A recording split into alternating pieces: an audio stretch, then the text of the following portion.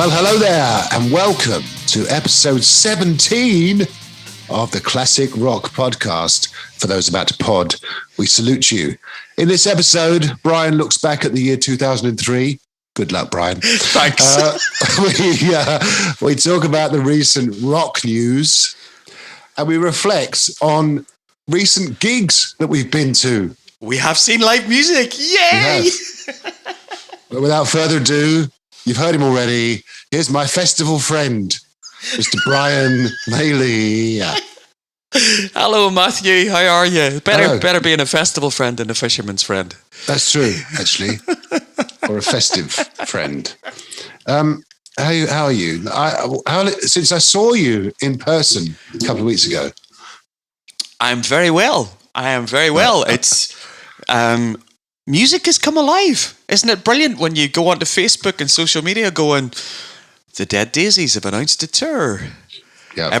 With the Choir Boys and everybody else seems like everybody seems to have an album that's going to be coming out either this year or next year. So it's like we're on our way back. Absolutely.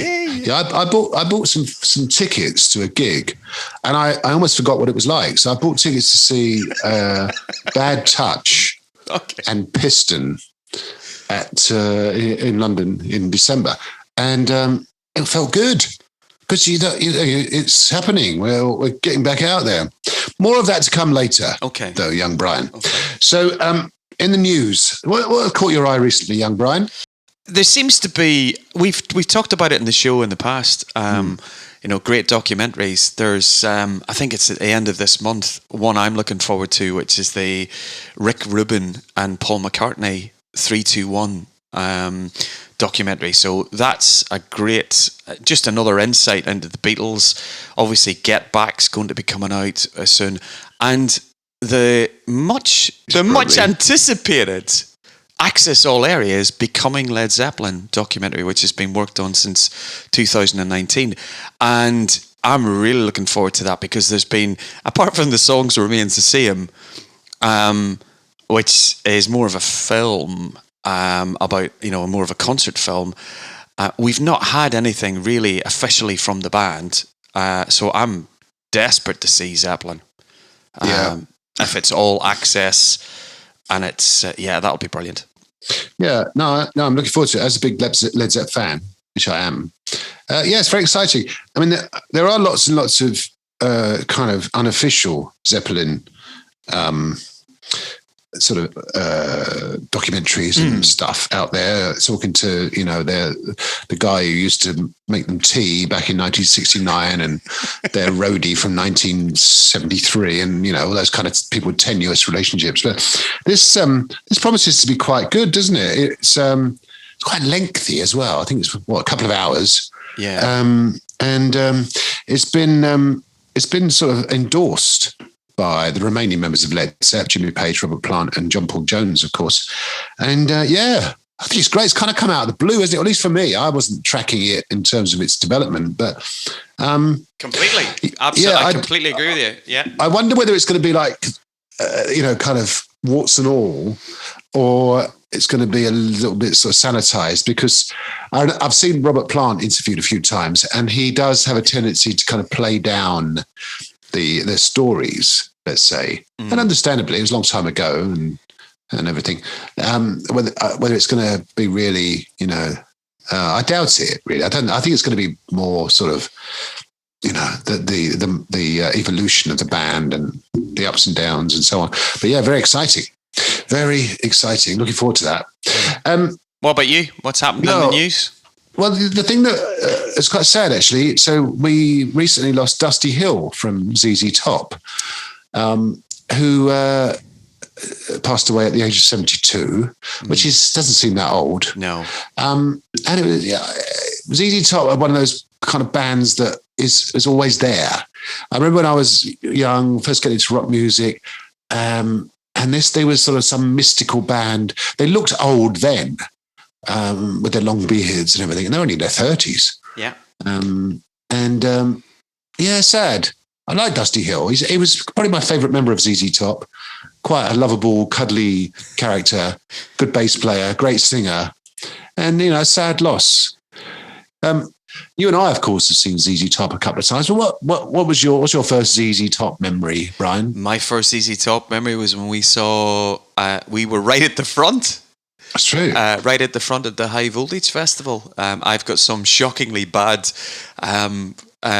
photographs that I attempted to take of the band. I think I got their fluorescent microphone stands, and I think that's about it. But they put on a great show. And after Dusty's passing, when all of the pouring out of all of the tributes, it was interesting. I think they played Donington a couple of times, and they headlined in 1980.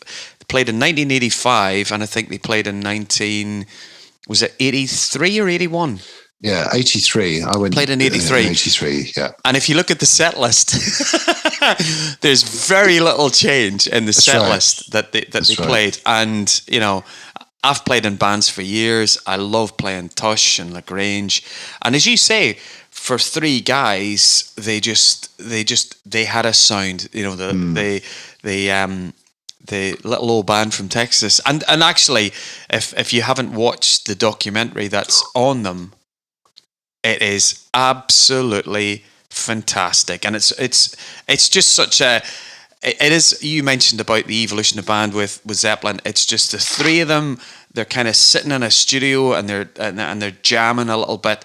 And there's no airs and graces with them at all. For the guy who Jimi Hendrix said was one of the best guitarists about at the time, you know. So yeah, but ZZ Top will continue. So they've brought in. I know it won't be the same, but they've brought in the guitar tech. They've kept it within the ZZ Top family. So Billy Gibbons' guitar tech is going to play his bass guitar. But yeah, end of an era for probably what is the longest going probably band with all of its original members from what the late 60s to now. So yeah, well they actually had a few more members when they started. I think they were 4 or 5 piece, but yeah, certainly since 1970 they've been a 3-piece. Yeah. Yeah, you're right. Elwood, the great named Elwood Francis, is the new bass player for. You can't help but think of the Blues Brothers, can you? Exactly. It's a good name, though, isn't it? Brilliant. Elwood. I might call my car Elwood now.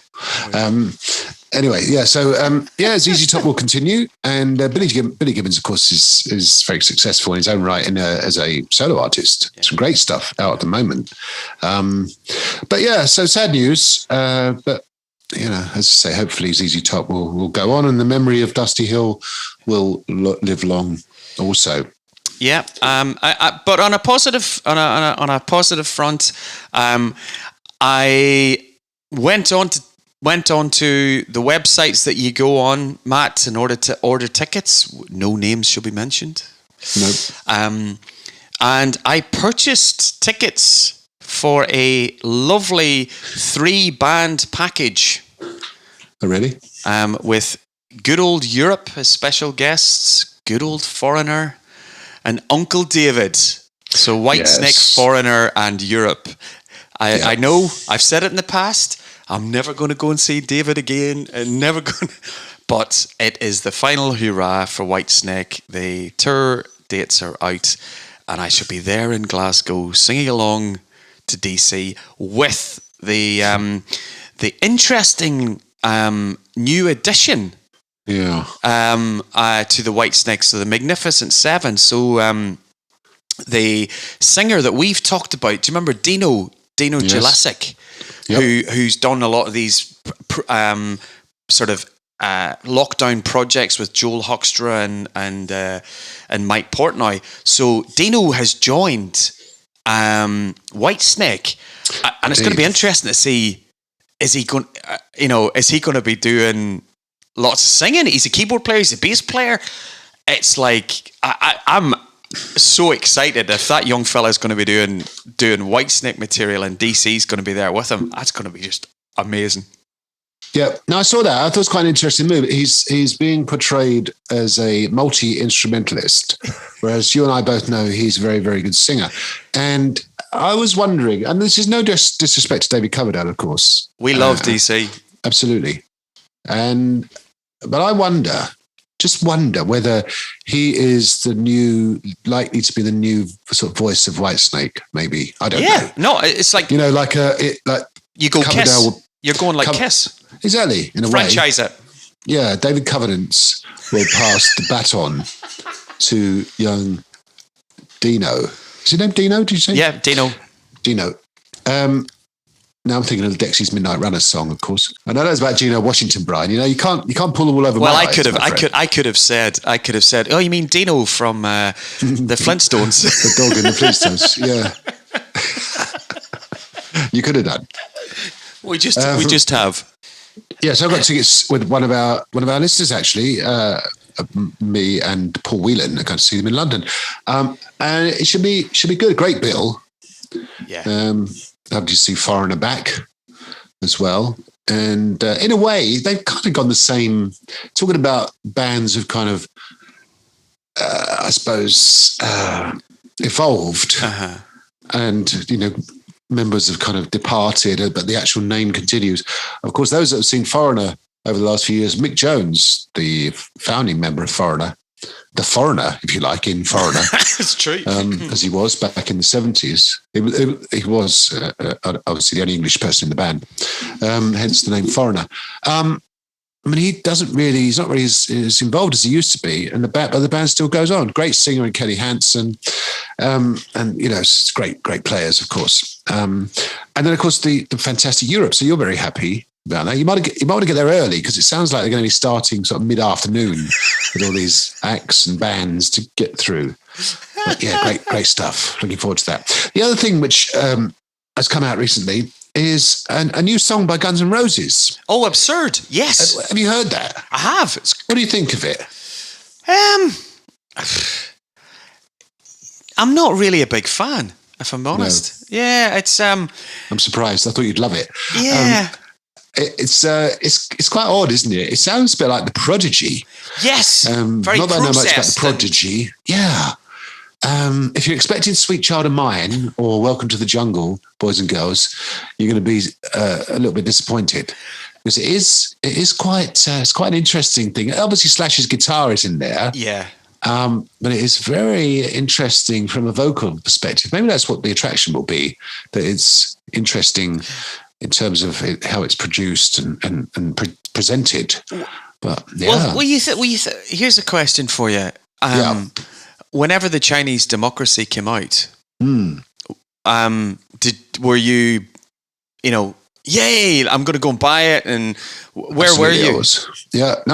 Absolutely. I think it was it 2004, 8? I don't know. I can't remember now. It'd been 16 years in the making, I seem to recall. Yeah. I grabbed it with both hands. Yeah. I still think it's a quite decent album. It's not, and it is a departure from obviously, the User Illusions and Appetite for Destructions and so on. And, you can't fault bands for moving on. Having done a first few listens to it, it's not grabbed me, but it might be a grower. Exactly. I doubt it, but it might be. Guns N' Roses has done some great stuff, but not everything's great. I mean, everything. Some of it's a bit like meh, isn't it? Yeah, I think I just said meh. I'm not sure I'm allowed to say that at my age. Well, you know what I mean? Yeah. I like you. I had an expectation when you've got 3 out of the 5 original members back in the band. And you've got Slash, Duff, and Axl in the band. I just, maybe there was just an expectation of me that you would be going back to that more rootsier, bluesier. Just think about just think about what Slash does with Miles. with Miles, it's quite a bluesy. Yeah. It's like balls to the wall, good rock and roll. My expectation was that it would be a lot more grittier rock and roll than Absurd. But you never know. The album might come out and could be completely diverse, and there might be some real good rockers on it. But again, another great album to look forward to. Absolutely, absolutely. So that was the news. Shall we move on? We shall indeed. So last time I said to you randomly, I might add, no, I didn't plan it. I just plucked it out there, and I invite you to do the same. Like a year out of the air. I invited you to take a look at the year 2003. Thank you. Which I looked at it the same, and I thought, wow, good luck, Brian. Actually, it was an interesting year. Loads of things happened that year. Did they? But over to you. It's your year in rock, Brian. There's part of me thinking, Matt, instead of giving you a year and reply to the year in 2003, I might just say, Matt, just pick your top 5 Spice Girl songs that rocked. That would be easy. That one. So 2003. So yes. 2003, I had left university. Oh, really? Yes. Oh, okay. Only just, though. Yes. You must have done, because you and I met in 2001, and you had already left university then, by a year or two. So you were out by 2003, weren't you? I was. I thought by the age of 34, it would be time to put down the satchel. Yeah, put the satchel down, hang up your college scarf, exactly, and finish off that dozen years at university. Yes. Go out with a bang. Yes. Anyway, so 2003. 2003. Good year for gigs for me. As he tries to pad the show out, not to talk about his favourite albums. No need. There's lots going on. I thought it was a very exciting year, actually. Go ahead. It was. So it was one of my first. I hadn't been in Scotland that long. I'd only been living in Scotland for a couple of years, and I got some great gigs. Do you remember when the Monsters of Rock went on tour? I was there. Yeah. So the Whitesnake, Gary Moore, YNT show I got to see in Glasgow, and it was the first time that I got to see YNT, and obviously massive Gary Moore fan, massive Whitesnake fan, and it really was the reboot of Whitesnake. It was, you had Doug Aldridge and Reb Beach, Tommy Aldridge back in the band. It was Whitesnake were purring at that point. Really, really, really good. Gary Moore was out as a 3-piece. And Gary had kind of gone back to the blues there. But YNT, I was like, Dave Meniketti was just a star of the show for me. So I got to see them. I went to see the Rolling Stones, which we've talked about in previous shows, where I got Keith Richards' Plectrum. I've reflected on that, actually. Remember that little story you told? Yeah. I had this vision of Keith looking over to his roadie, saying, hey man, give me a pick.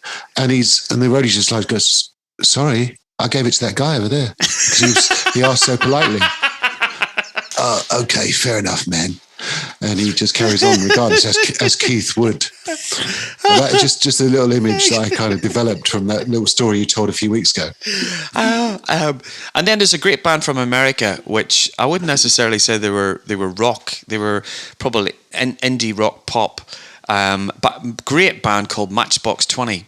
Matchbox 20, great band. I got to see them for the first time in Glasgow, and I've been a massive fan of Matchbox 20. Rob Thomas has got that really good blues soul, great gravelly voice. Obviously, everybody would know him with the smash hit with Santana, with Smooth. Yep. But if you get a chance to go and see Matchbox 20, they are a great band. And I got to see Def Leppard for the first time.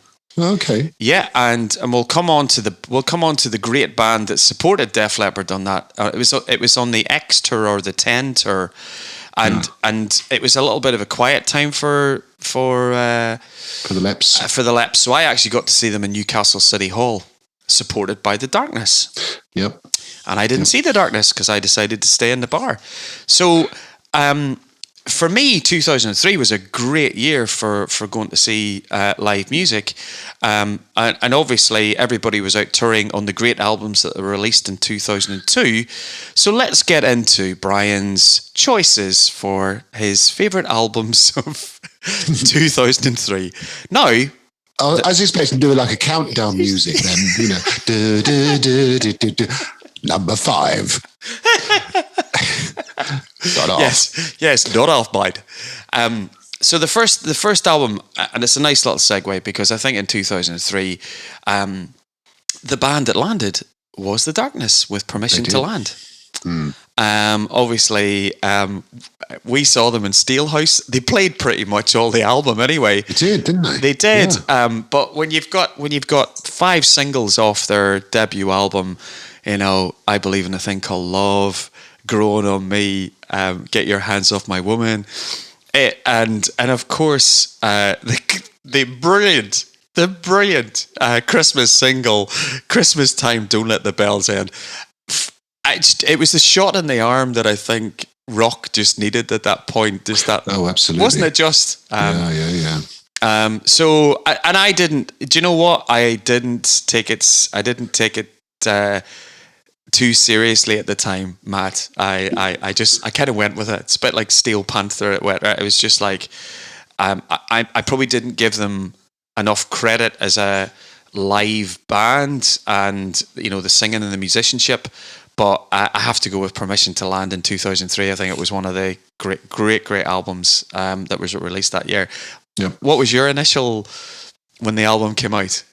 Well, I liked it. I remember buying it and playing it. I was quite shocked at some of the lyrics, I might add. Oh, yes. A bit sweary, which I was like, oh, okay. It's funny because Black Shuck, which is the opening song of the album, is written about... it's not a real story, but there's references to where I grew up, because I grew up in Norfolk, right? And the Darkness from Lowestoft originally, which is Suffolk, obviously, but up the road. And it's quite good, and probably Lowestoft's greatest ever export, I suppose, in a way. Yeah, I liked it. I still like the album. So do I. I think it's sleeve. I seem to recall, kind of a bit of a throwback to the sort of 70s sleeves. Yeah. If you know the sleeve, everyone, the picture on the front of the cover. No, it's good. I like it. I like it. A strong start to 2003. Well, yeah. Was that on your list, Matt? It was actually, of course. So next one was a great band. Another, again, debut album from an Australian band called Jet. Yep. So Jet released their album Get Born, sold over 4 million copies. The album includes Jet's most popular song, which is Are You Gonna Be My Girl? You can see the linkages between that and Lust for Life by Iggy Pop. It's got that real drive and rhythm to it. But absolutely brilliant album. My favourite track on the album is Cold Hard Bitch. It's a really, really, really strong... It's just a really, really good album. I think the singer... sadly, with a lot of bands, they went on a hiatus for a while, and I think they got back together in 2018, and they play now and again. But when you look at who played on the album, they actually had Billy Preston, who played the keyboards, obviously, for the Beatles, and as a solo artist himself. Billy Preston plays keyboards in the album, and Roger Joseph Manning Jr., who was the keyboard player in Jellyfish, which is one of my favourite bands. So they had a lot of big hitting session musicians doing it. So there you go. So good. Great, and it's a good rock album. And I saw them actually. I saw Jet. It was quite good. Yeah, good outfit. Could have been up for the AC/DC job from what I heard. Oh, is that right? Mm-hmm. Okay. Uh-huh. So the third album I'm choosing it's from when Survivor kind of fizzled out in the late 90s. Jim Peterix and Frankie Sullivan were the two main singers, were the main songwriters in the band, and Jim Peterix left the band, and he went off and formed a band called Pride of Lions. So as a young American singer called Toby Hitchcock worked with Jim on the album Pride of Lions. Very, very melodic rock. Jim's written for Lynyrd Skynyrd, Sammy Hagar, 38 Special, the Beach Boys. He's such a great songwriter. And just in the 2000s, he was able to, it's probably pre-Frontier Records, they Let's Get Project, but I'll stick a couple of tracks on the playlist, Matt. But Pride of Lions was one of those melodic rock albums that I came across at the time. Was really, really good. Richie Kotzen brought out his 912th solo album in 2003. It's called Change. A couple of the members of Mr. Big played on the album. It was basically Billy Sheehan, Pat Torpey, and Richie just did an album. Very funky, a couple of great tracks on it. Richie's output as a solo artist has always been good, and I remember when the album came out, it's really, really funky. I love Change as an album. And the last album I'm going to put on, which is I've tried to stay away from compilations, because compilations in 2003 was where everybody was at. Red Hot Chili Pepper, everybody was putting compilation albums out. But the last album I'm going to go with is a live album which accompanied a live video, and it's probably my favourite tribute. It is my favourite tribute concert, and it's the album Concert for George, which was the concert and tribute for George Harrison, and it is just phenomenal. It's got Clapton, and it's got Paul McCartney. It's got all of his friends. It's even got, the remaining members of Monty Python, because obviously George Harrison was a great supporter of Monty Python through Life of Brian and the films. And as a concert tribute to anybody, the Concert for George is up there as one of my favorite. It's one of my favorite live albums. That if you listen to the version of Something where Eric Clapton and Paul McCartney sing it together, it's worth that on its own. So 2003, in the year of rock, that is my offering, Matthew. They're good. They're good. How about you? What was 2003 like for you? Well, it's interesting. I remember it quite well, actually. Two things that struck me, or a few things, actually. Led Zepp, who we mentioned earlier, of course, brought out How the West Was Won, which is a double live album recorded in 1972. I think it's recorded in New York and LA. And I think it's vastly superior to The Song Remains the Same, personally. As a piece of work. It's kind of a bootleggy type feel to it. It's very well produced. And that accompanied their DVD. Not very imaginative title, of course, the Led Zepp DVD. But if you're a Led Zepp fan, it was like the Holy Grail. It was like treasure to you, because it captured all the footage that you'd heard these stories about. Most of it, or some of it, was the big screen footage that they kind of digested and remixed, produced, and so on. So you had stuff from Royal Albert Hall in 1970. You've got Earl's Court in 75. You've got some clips from The Song Remains the Same, which was LA in New York in 73, I think it was. You got Nebworth 79. You got all sorts of bits and pieces. It was great. I remember buying it, and it was like 25 quid. I thought, that is value for money. And and that actually was probably the start of quite a lot of bands releasing stuff on DVD. Rush in Rio came out in 2003, which is Rush obviously playing in Brazil. That's a fantastic live video. One of many live shows that they put out over the years.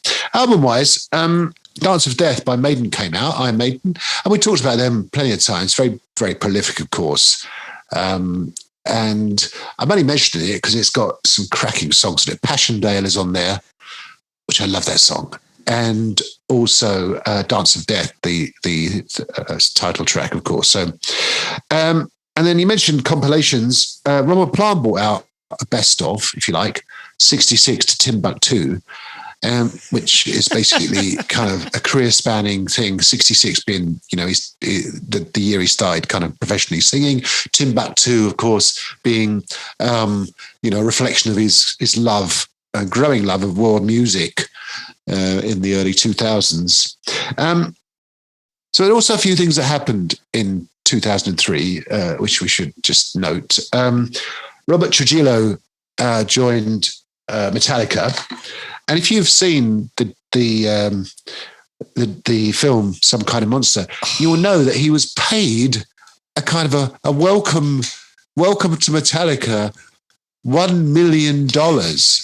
$1 million. I knew you were going to go into was it Austin Powers? £1 billion. Yeah, they paid him $1 million as like a golden handshake. I thought it was great. I would love that. And he's a decent bass player, of course. And Rob Halford rejoined Judas Priest in 2003 after his sort of brief, it was his solo career. And as we've said before, and if you've read Rob Halford's autobiography, essentially he was dying to get back in Priest. And Ripper Owens, Tim Owens was very gracious in kind of relinquishing the frontman duties in Priest, and Rob Halford came back in and has been there ever since. The metal god, of course. You failed to mention there was a King's X album in 2003. Brian, did you know that, or did I? Black Lives Sunday came out that year.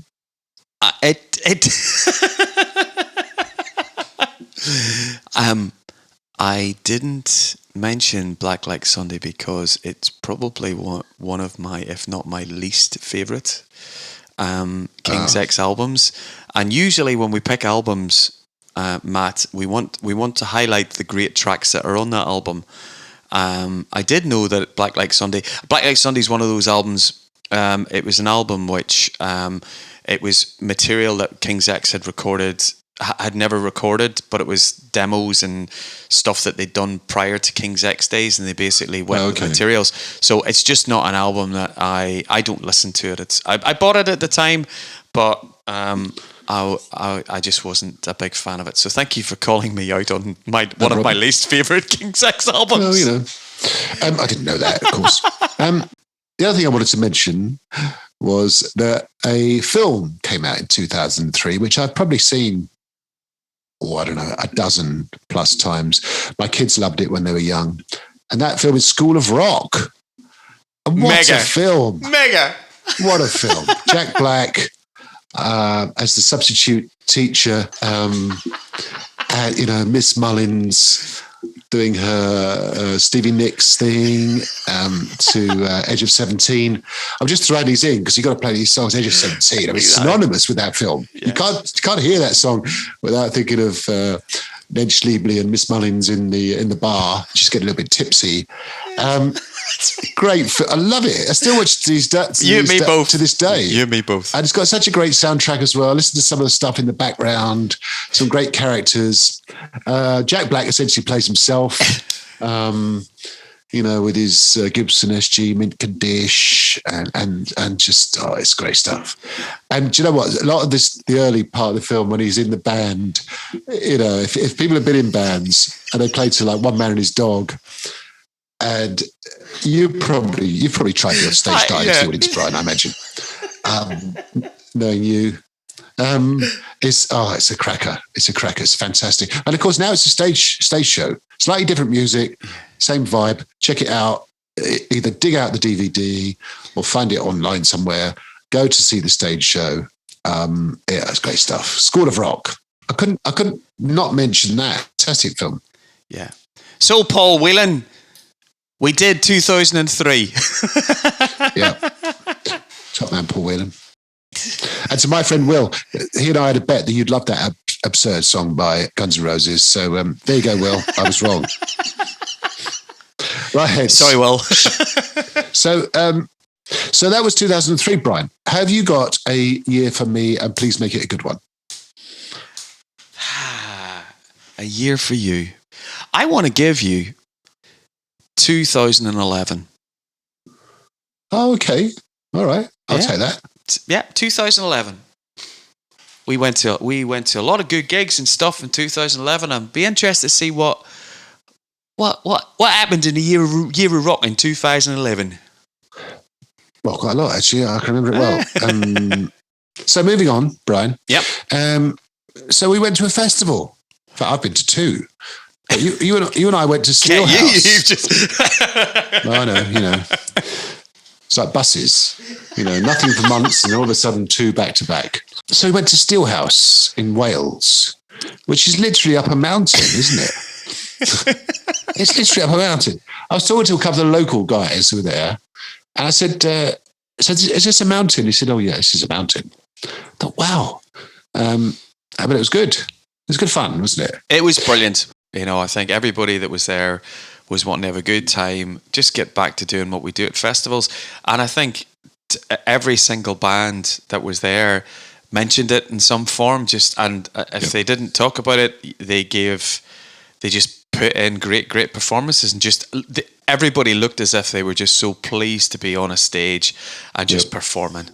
It's brilliant. Yeah, it was interesting vibe actually, because I did go expecting it to be like a religious experience because we haven't been to music. I mean, most of us haven't seen live music, and you and I love live music, and a lot of people do. Yes. Going to a gig and everything that surrounds it and everything.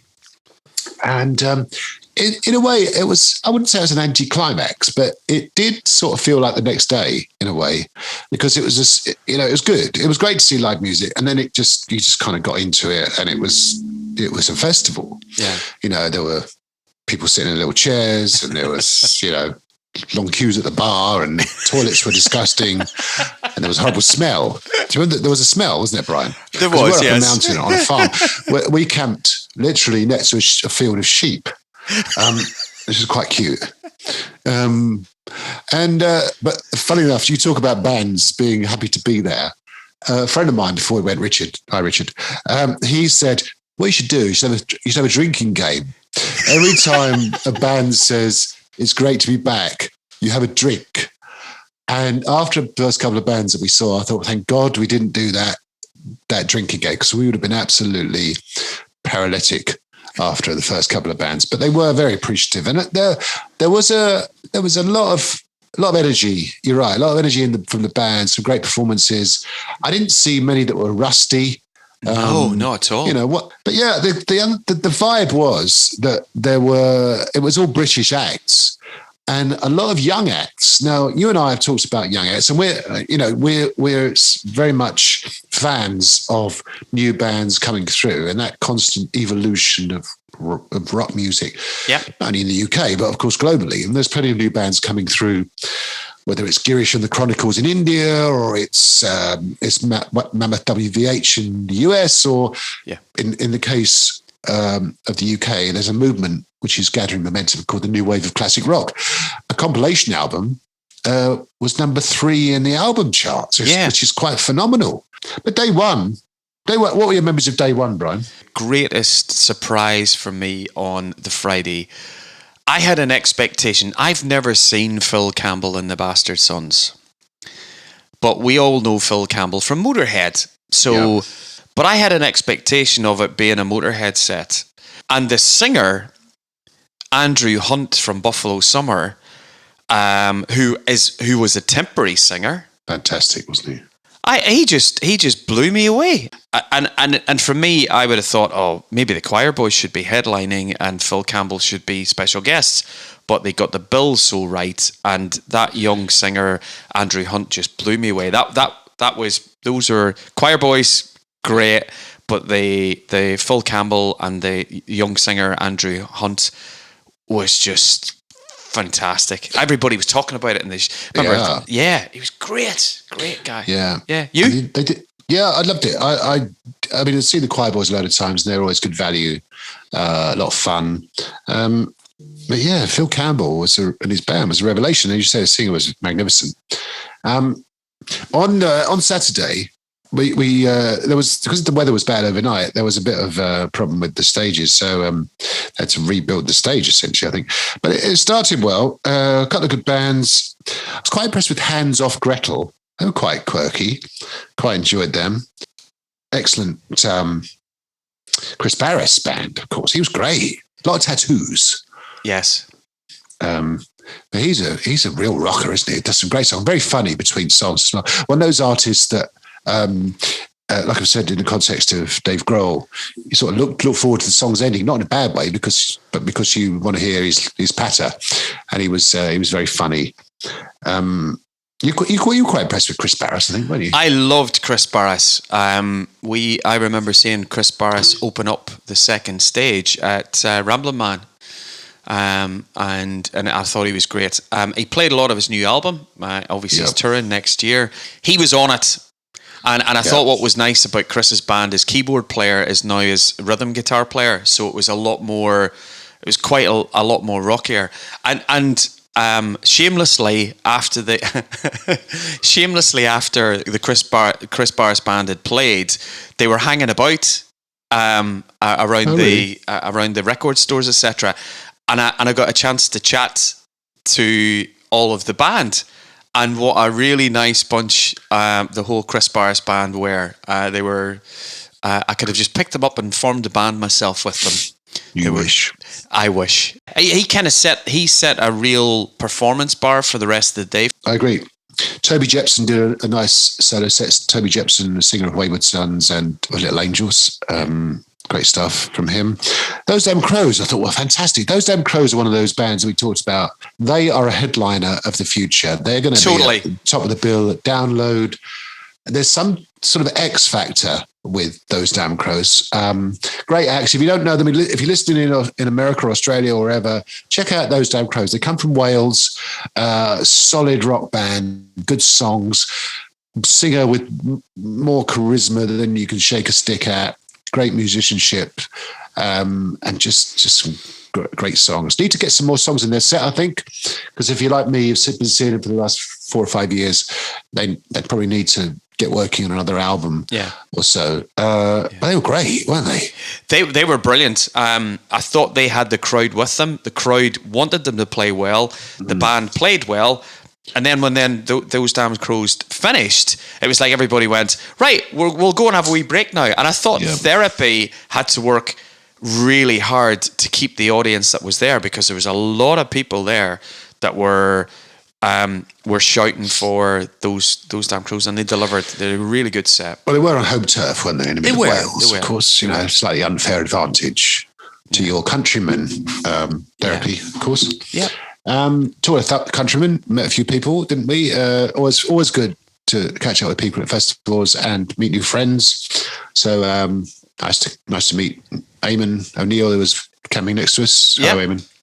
And one or two other old friends and new friends, and the guitarist from Damnation's Hammer was in the yes, absolutely, yes. I did check out. I did check them out. They're pretty raw, heavy, but good on you.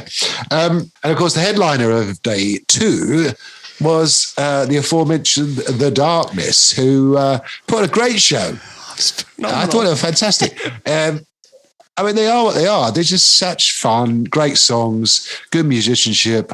I mean, at one point, and I put a picture on the Facebook page, Justin Hawkins is cavorting around in nothing except a pair of very short denim shorts. You know, I mean, and it was quite chilly that night. I mean, you wouldn't have caught me in short denim shorts, I can tell you. Bear in mind, he started the show in his normal, relatively tight catsuit material. But what was really funny was the amount of time that they were the band were playing, you know, the opening for whatever song it was going to be coming up next. And the fact that he only put a pair of shorts on and he seemed to be off stage for like 10 minutes. It's like... That's right. I was expecting to come out wearing sort of something really flamboyant, and he came out with a pair of shorts. I'm like going, you've been off stage have you had a wee snack? Maybe a little sandwich? Never had his dinner. He may have watched an old rerun of Match of the Day. With Rob Halford. Rob Halford. He probably got his zip stuck in his catsuit. That's the only possible reason. That. Which, you know, I imagine is a regular problem with zip up all in one catsuits. Matt, it's maybe in your days as a front man in a band, you've had problems with catsuits, but it's not been an issue for me. You know, maybe it's just you and Susie Quattro and Justin. Just the three of us in our catsuits. I thought the sound for like Dan Hawkins, it's for all of the, you know, a lot of the focal point in The Darkness is Justin, but I couldn't take my eyes off Dan for his rhythm work and his league. He often doesn't get the credit that he's due as a player, because sometimes Justin just takes the mic and Dan's doing all the guitar work, and it still fills the sound. So I was really impressed. And then always wearing a Thin Lizzy t-shirt, of course. Dan Hawkins. Always wearing a Thin Lizzy and playing a Les Paul. Gotta love a Les Paul. Absolutely, good on him. But was there any time when the camera went in on Rufus Taylor? Yeah. Did you just go back to uncanny? This is uncanny. Queen and this is just Keep Yourself Alive, 1972-3.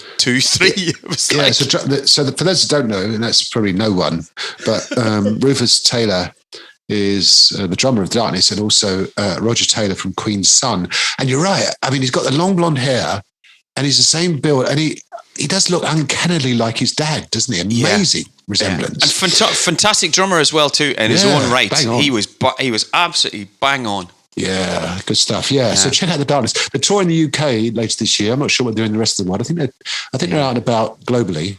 I think they're touring beyond the UK, and it's quite an extensive UK tour, Brian. It's not just like London or Birmingham. It's quite an extensive UK tour. Good. But I might get to see them. They are really, really excellent live. So that was day 2. So we moved on to Sunday. Sunday was slightly subdued, of course, because we were a bit jaded, but fun all the same. Kicked off with an excellent young band called Collateral. Yeah. I thought I was quite impressed with them. Again, part of the new wave of classic rock movement. The singer, God love him, he came on wearing a very long. He looked the part, didn't he? He was gorgeous, a very, very attractive man, I might add. Turn it out. I'll leave it in. I'll check it out. I'll leave it in. Anyway, he came on with a very long coat, and then decided after a song he's going to take it off. But he got his hand stuck in it. He couldn't get it off. And first time I've ever seen in the history of going to gigs, someone needing a roadie to help them take their coat off. So I thought that was quite... but he did make it, it was a very Spinal Tap moment, and he did make the best of it. I thought they were good. Yeah, I do like the way you're genuine. Guitarist. Yeah, I like the way, Matt, that you're being really, really generous, as if I was there for Collateral. I was still... Oh, were you? Oh, no, you were still... Oh, yeah, doing your usual Brian routine. I was doing my usual Brian routine, so I didn't see Collateral. But from where we were in the tents, I heard them, and they were very, very good. So here's what happens at festivals. So we do see each other now and again, but basically I was up and in the queue for the showers before the showers even opened, because I thought, well, I've got to have a shower. Before Brian and our friend Matt had actually even stirred, I'd had a shower, a coffee, a walk around, a sausage bap thing.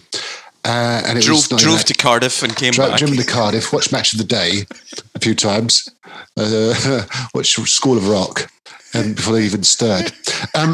Anyway, so you missed Collateral. They were good. Mason Hill, from Scotland, of course. Yes, yeah, they were good.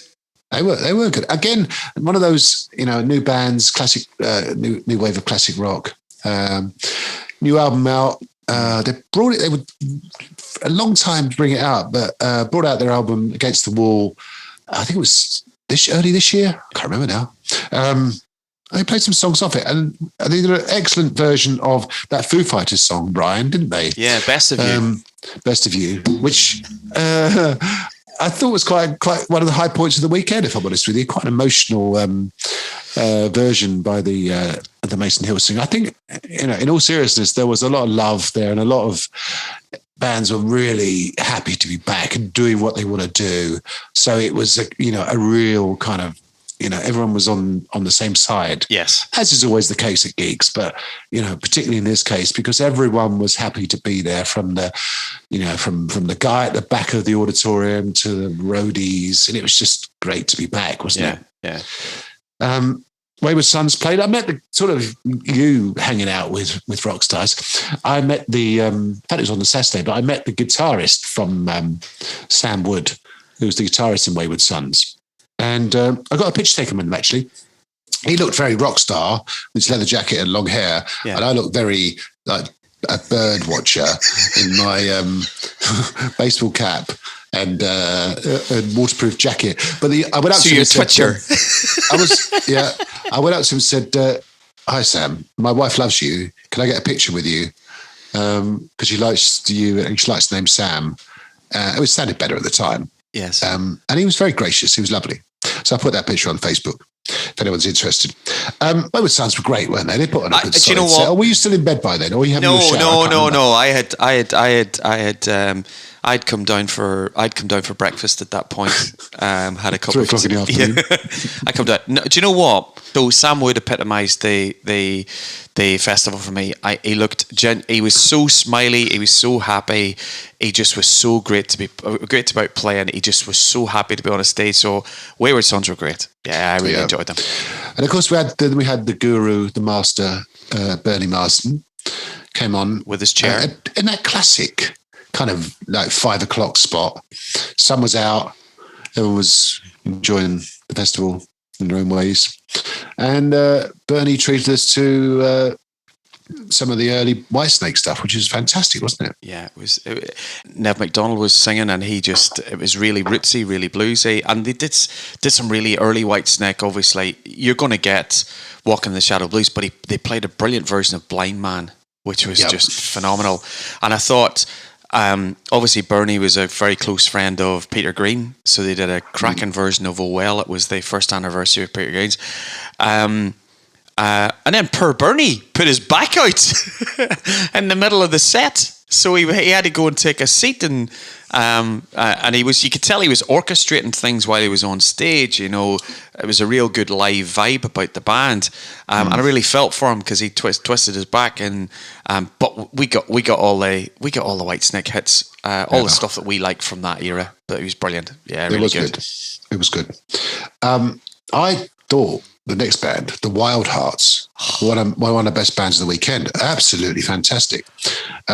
One of those bands that came along in the late 80s, early 90s that kind of passed me by at the time, if I'm honest. But fronted by Ginger Wildheart and his sidekick CJ, which is great. I mean, they even got a mosh pit going, for God's sake, which I wasn't in, I might add. No. But I was tempted. No, I wasn't.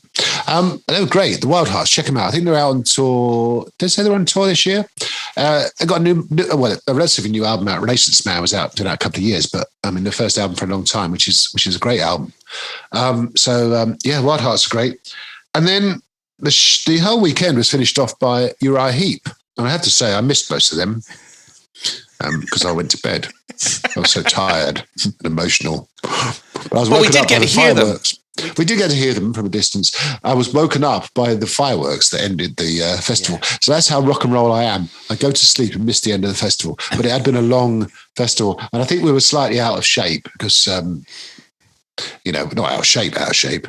But we were out of practice in a way because it's quite hard on the body. Anyone who's been to a festival for a few days, it's tough on the body, man. It is. It was really nice for me to see Uriah Heep because they're one of those bands in the 70s and 80s where lots of great musicians have gone through Uriah Heep. You know, Lee Kerslake, Bob Daisley. You watch the documentaries about Rush. You know, Rush were one of the opening bands for Uriah Heep. They're that, you know, and Rory Gallagher opened for. So they've earned their place in the pantheon of certainly British hard rock. And I thought it was nice that towards the end of the set, you know, Mick Box actually gave a shout out to Ken Hensley and Lee Kerslake and John Lawton, who had all passed away in the last 12 months. So the Uriah Heep family have had a few losses. So they were proggy rock, and they finished it off really well. Yeah, great festival. Yeah, absolutely. Great way to get back into it. Absolutely. Just push play. I went to the following weekend. It was in Bury St Edmunds in Suffolk. It was some friends of mine. Hi, Kelvin and John and Sue and Maria and my wife, of course. Hello, Kate. Hello, Kate. She doesn't listen to this, by the way. So what I like. No, I can't. No, we had a great time. Just Push Play is a charity festival in aid of a local hospice in the area, St Nicholas Hospice. The founder of the festival, his dad sadly passed away from cancer, and leading up to his passing, the hospice took care of him, and in return, the founder Lee has set up this festival, and it was great. I mean, it's fantastic, like great venue, the Apex in Bury St Edmunds. Again, very much a UK band vibe. We saw At the Sun who are local to me, actually, just up the road. All right, okay, yeah. They're from Croydon. Jack J. Hutchinson, who's got a band, three-piece, very heavy. The excellent Nile Deltas. Check them out. Very, you'd like them. Very AOR. I met the singer afterwards, and he's clearly a big fan of Steve Perry, and he's got the chops of Steve Perry. What's he called? What are they called again? The Nile Deltas. Oh, I'll check them out. Yeah, fantastic. Great band. Piston, who I mentioned earlier, good solid British rock band. I met their drummer Brad at a festival a couple of years ago. Great guy. Had a great laugh with him. Good to see them back. A really good band that's been around a few years, who I bought tickets to see later on this year, is Bad Touch. Now, Bad Touch are actually from my part of the world, from Norfolk. And they've been around for a few years. They're in that sort of like Black Crowes feel about them. Just good time rock and roll. Check out a song called 99%. It is good time rock and roll. And then the whole show was finished off by the headliner, who were Those Damn Crows. And I think this is probably their first headliner slot at a festival. And they just blew the roof off. They were fantastic. Yeah. So, I'll be going next year. To Just Push Play. Great festival, great cause, great atmosphere, some brilliant bands, the best of British. And I hear on the grapevine that Phil Campbell and his sons may well be headlining next year's event. So check it out if you're in the area. So that was it. It's been festival fortnight. It's been great. It's been great. Anyway, we come to the part of the podcast which everyone looks forward to. Yes. Well, mainly me. Hidden gem time. Contrary to what someone said to me the other day, it's not hidden gems time. Hidden gem time. I can see where you'd make that mistake, of course. You're just looking for excuses. How many times you can sing this? That's it. Anyway, wait. Over to you, Brian. Give us your hidden gem, please. My hidden gem... As you say, Matt, we're all about giving people value because we don't have a budget. We don't have a budget. We haven't mentioned Viv Campbell tonight, by the way, either. I mentioned your long time at university, but I haven't mentioned Viv Campbell. Yeah. Sorry, go on. Yeah. Okay. So I am all about value for money, or maybe number of minutes on an album. So. Okay. I'm building a big build up. So, special edition album that's come out. So Dream Theater. So Dream Theater are one of those great bands, and the album I'm going to give a shout out to as a hidden gem is it's the last album that featured Mike Portnoy in 2009. It's an album called Black Clouds and Silver Linings. Now, the album itself, Matt, as you know, Dream Theater do pack in a certain amount of tunes in their albums. The album itself is 75 minutes and 25 seconds long. Jeez. Now, they have just released a 3-disc special edition of the albums, just come out, and it's got a bonus disc of 6 cover songs for a whopping 46 additional minutes. Wow. And the tracks that are on it, which I'll put some of they're all cover versions. So you've got Dream Theater doing Stargazer, which is phenomenal, clocking in at 8 minutes. They're doing Iron Maiden's To Tame a Land. They're doing King Crimson's Larks, Tongues and Aspis Part 2. They're doing Steve Morse, which is Dixie Dregs. And then they're doing a Queen track with Tenement Funster, Flick of the Wrist, and Lily of the Valley. So 46 minutes of additional tracks on top of a 75-minute album. It's not just a hidden gem, it's a hidden jewelry store. So I offer my hidden gem for this podcast, the special edition of Dream Theater's Black Clouds and Silver Lining. Very good. What about you? Very good. I'm not doing a jingle of hidden jewelry store, by the way. It's a bit too much of a mouthful. So you mentioned earlier that excellent documentary about ZZ Top, that little old band from Texas. Well, it made me think actually about another documentary which came out a few years ago. We were talking about 2003. It took me back to the early 2000s, and I remember a film that came out then by the same people that made that little old band from Texas, which is Sam Dunn and Scott McFadden. And I just want to draw everyone's attention to A Headbanger's Journey. It's a film that came out in 2005. It's not your kind of run-of-the-mill, history of heavy metal, blah, blah, blah type thing. Although, to be fair, same guys did Metal Evolution, a TV series a few years ago. Which is brilliant. Which is also good. I probably should have chose that, shouldn't I? Or should have chosen that, possibly.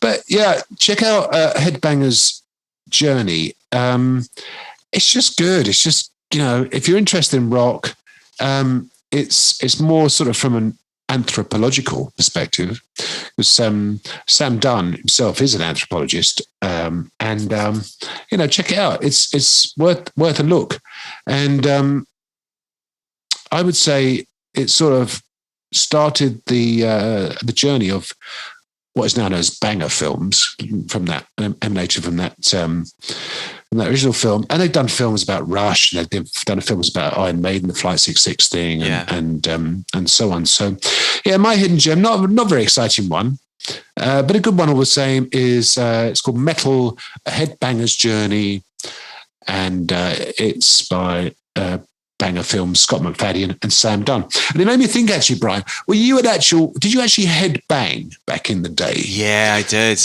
Yeah. Monday nights. I remember. Just Monday nights, that was it. You headbanged on Monday night, and that was it. No, I can remember. Mum said, "That's it, Brian. Nothing else the rest of the week." No, I remember going to a disco. I think it was the county disco on a Monday night in Limavady. And I might be wrong with the date. I'm saying it Monday. It could have been. Sounds like the right sort of night for a heavy metal disco, if you ask me. Exactly. Monday night. I can't think of anything else to do on a Monday. Exactly. And I can remember, you're doing all of the normal disco stuff in the 80s, and then you'd have this segue, the segment in the disco where it's like, all the boys get their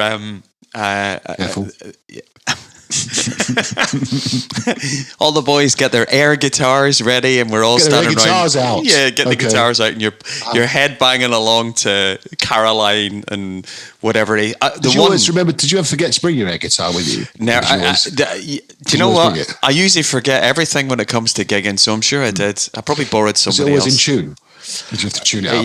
Yeah, but it's how I got into AC/DC.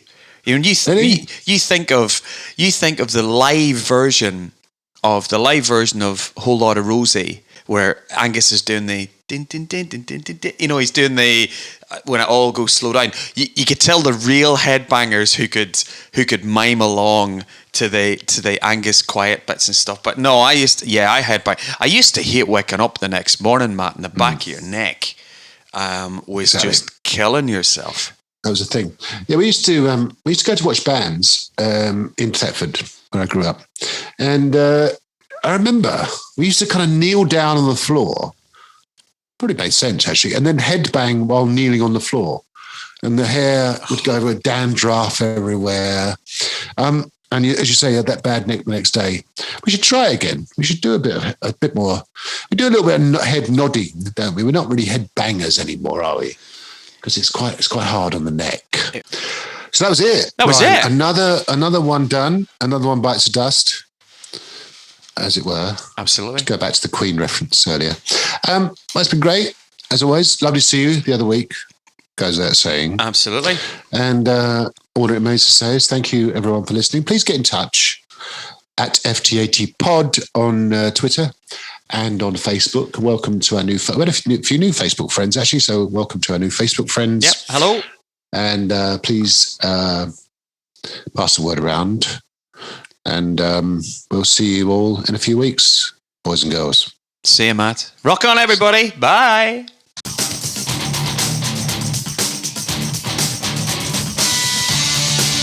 For those about to pod, we salute you is a Mealy Rogers media production. Thanks for listening. Please subscribe. We'll see you next time.